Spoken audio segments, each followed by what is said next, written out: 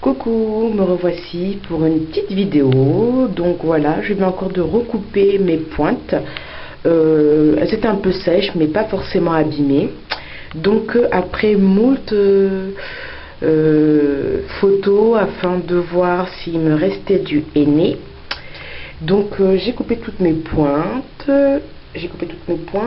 Et après vérification, voilà le mot que je cherchais.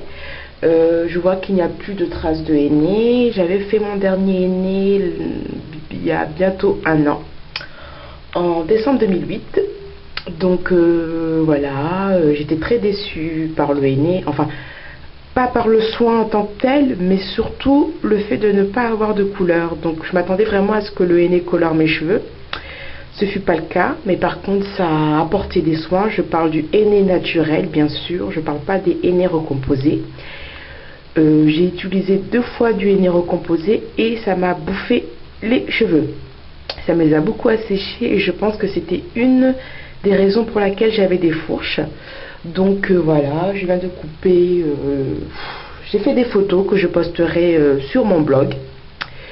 De la partie, enfin de la quantité que j'ai coupée.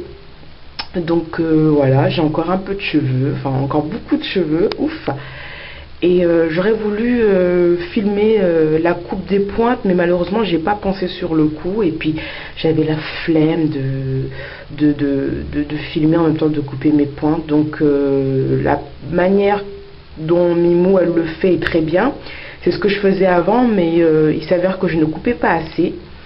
Et malgré que je coupais mes pointes de cette manière-là, c'est-à-dire que je vous explique un peu comment ça se passe. Il y a différentes manières de se couper les pointes. Soit vous faites des nattes ou des vanilles et vous coupez les bouts, la partie la plus sèche ou la plus fourchue. Donc je faisais comme ça avant, mais je ne coupais pas assez de pointes. Enfin, je ne coupais pas assez les cheveux. Donc il s'avère que j'ai trouvé une autre méthode pour couper les pointes, mais on en coupe beaucoup. Donc pour celles qui ne sont pas amies avec la paire de ciseaux, vaut mieux couper vos pointes de la manière dont Mimou a fait la démonstration. Donc bon, je vais expliquer vite fait, même si ça va être très dur à comprendre. Donc j'avais séparé ma tête en 4 parties, comme d'habitude. J'ai sectionné avec, comment on appelle ça, avec, mince. Oh, j'ai oublié, j'ai perdu mon mot. Avec des pinces. Et je faisais des raies par raies, petite section par petite section, en horizontale. Et je coupais les parties pas abîmées, enfin un petit peu abîmées, mais pas très abîmées. Et je coupais les bouts.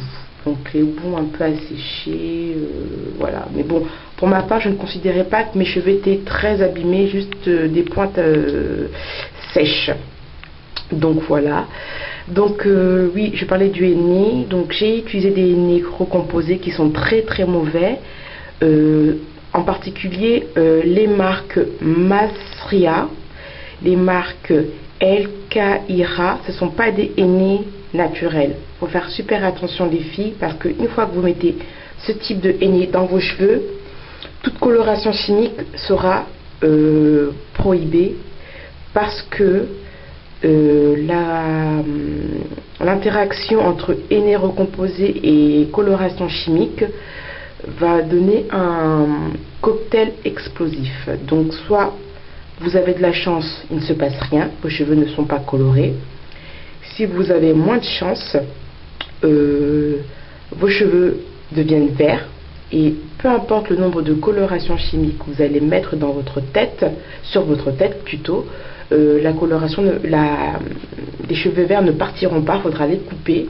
Et le cas catastrophique de l'interaction henné recomposé et coloration chimique, c'est la brûlure du cheveu. Donc vos cheveux meurent. Oui, vos cheveux meurent. Donc vous avez le cheveu brûlé et quand vous rincez, vous avez vos cheveux qui tombent dans la baignoire. Donc faire très attention au henné que vous mettez dans vos cheveux, plutôt sur vos cheveux. Désolé, il se fait tard, il est minuit passé, je n'arrive pas à dormir. Donc je voulais faire cette petite vidéo de galère, mais en même temps ça fera une petite leçon pour celles qui veulent faire des colorations. Donc il s'avère que j'ai coupé mes pointes, J'ai fait plusieurs photos afin de voir s'il me restait des cheveux un peu colorés de ce henné recomposé.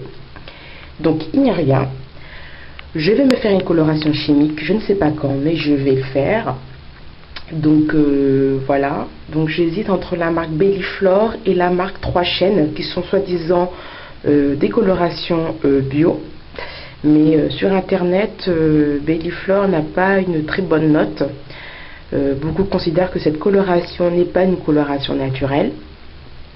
Donc je vais réfléchir. Je sais que je vais me colorer les cheveux, bien sûr avec une coloration sans ammoniac, parce que l'ammoniac tue vos cheveux. À la rigueur, si vous faites une coloration avec l'ammoniac, allez chez un coiffeur. Mais le problème des coiffeurs afro, pas beaucoup savent s'occuper des chevelures afro naturelles. Donc est-ce qu'il faut aller chez les blancs, ou est-ce qu'il faut aller chez, malgré tout, un salon de coiffure afro, avec toutes les conséquences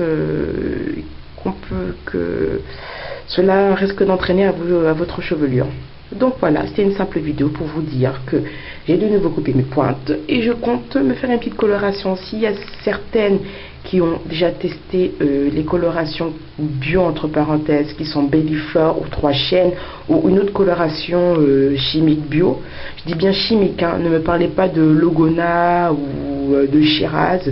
J'ai testé Logona, ça n'a pas coloré mes cheveux, ça m'a donné des reflets, mais ça ne m'a pas coloré les cheveux.